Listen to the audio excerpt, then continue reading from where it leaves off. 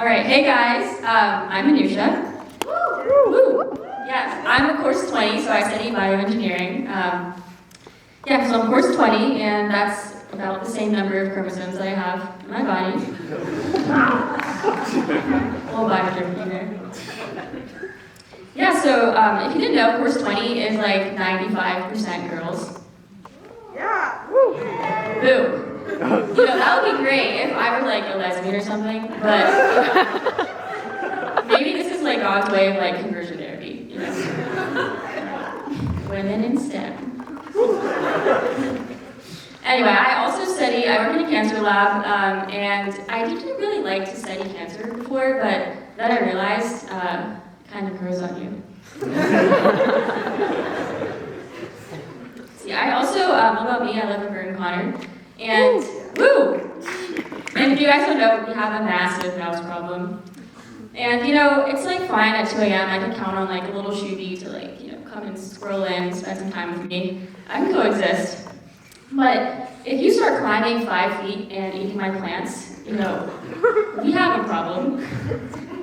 So, and these are not just like any old mice, these are like MIT level mice. Like, these are like the top 1% of mice that have like gotten a perfect SAT score.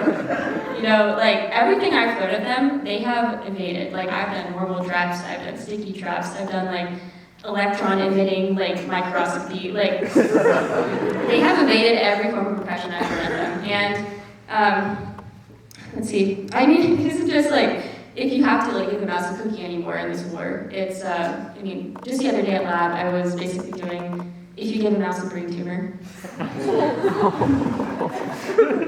Yummy. Okay. So anyway, talk about things that grow on you. Let's talk about drugs. Have you guys heard about that Columbia professor who's a drug addict? Yes? Yeah. No? Yeah? Ooh, how? It's podcast. Podcast. Okay. I'll take your word for it. Anyway, so this is a guy named Carl Hart. He's a professor, and he studies the effects of like psychoactive drugs on the brain. And he does this very rigorously by taking heroin. Yeah. And if you're taking heroin to study drugs, I feel like that's the equivalent of postering hate speech on campus to protest hate speech. Just saying. Anyway, so this professor, Carl Hart, he actually wrote this really cool book called Drug Use for Grown-Ups. Interesting read. Yeah. I feel like that's the kind of book for people that have outlived drug use for kids.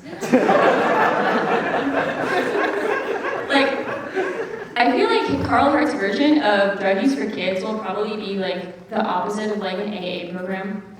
So like, for example, step 1 would be like, start by breastfeeding your kid like a mild narcotic, like maybe a little opiate or something. Step 2, feed your child, little toddler, lots of green leafy vegetables. You know which kind I mean. Step 3, send your fully fledged child into the world as a drug addict. Your child is now ready to go to drug use for grown-ups. It's a complete program. Anyway, so I've also, changed topics, I've also figured out a way to tell if someone is rich. And it's 3 words, labeled light switches. If I walk into your house and you have name tags on your lights that say entry foyer chandelier, number 1, and number 2, there better be a 3rd one that says overprivileged asshole. Okay, so let's talk about some overprivileged people. I feel like if we want Trump 2028 to happen, I think the Republican PR team needs to change their strategy. I feel like conservatives are really not tapping into the full demographic, and they're really missing out on a really privileged group here, and that is the vegans. Think about it. They're both pro-life. I feel like vegans are honestly just conservatives deep down. Like, I feel like alternative meat has been forgetting its middle name. Alt-right meat. I mean, I guess I feel like Darwin did say that vegans are less intelligent because there's something about like meat juice and parts of your brain not being able to develop. And I mean, I feel like that's a fair point. I feel like it would have taken a genius to attract my dad.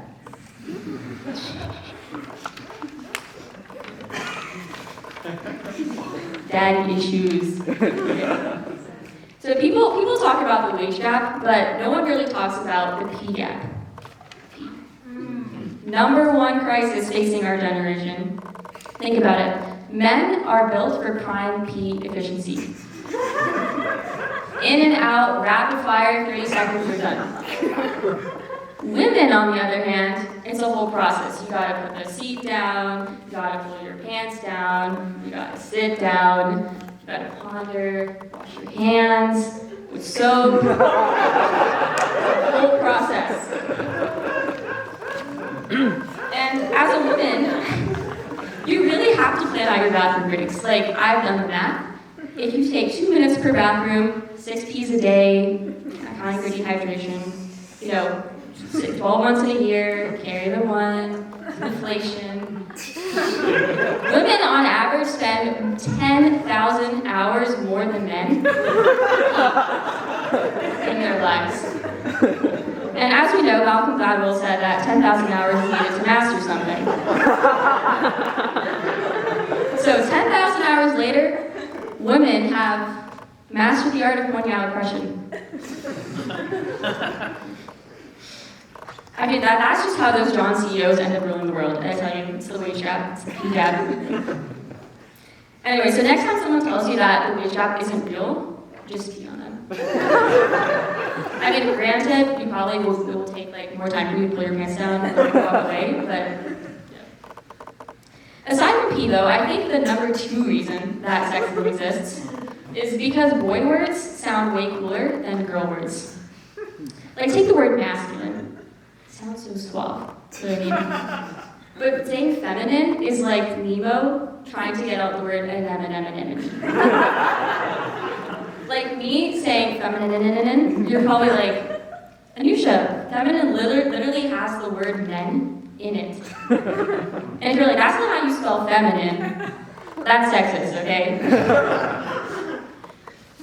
Anyway, I saw this news article the other day that said 7% of American men believe they can take a grizzly bear, unarmed, and win. Yeah, that's 14 million people in America right there. So if you want, population control, that's your solution. Just put those men in a cage with a grizzly bear, see who comes out on top. So I actually talked to one of these grizzliers the other day, and I asked him, what's the biggest animal you think you could take underwater? And he was like, sea lion, like easy. I'm like, okay, how do you think a chubby, like 5'4", white man is going to take on a sea lion?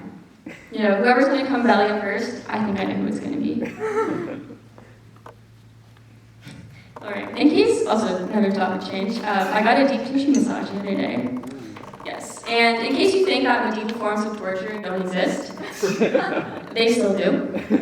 So I went in, there's like this middle-aged, like Asian lady, and she offers to first sit on me.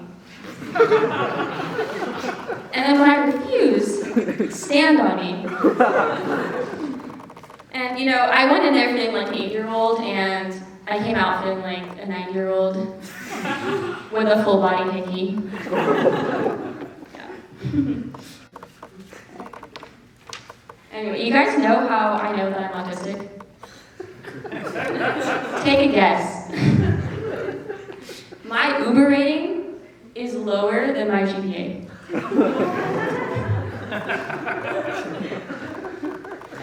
So, okay, here's also how much of a germaphobe I am. When I eat chips, I don't eat the part of the chip that my hand touches. So, at the end of the meal, I'm literally left with a pile of like 1/16 chips. And I kind of leave them behind me like a little chip trail, people can, find me if I get abducted or something. Yeah, I feel like some people are probably in this room are probably like, yeah, I would totally eat that chip trail. That sounds so good. And, to that I say, yeah, those Doritos probably can kill germs, way. So good for you. That's my version of like effective altruism. Anyway, so yeah, another thing about me is I never turn my location on. So find my iPhone, like find my ass, man. Or better yet, find my chip trail. Yeah, because I'm awfully red. That's all for me. Thank you.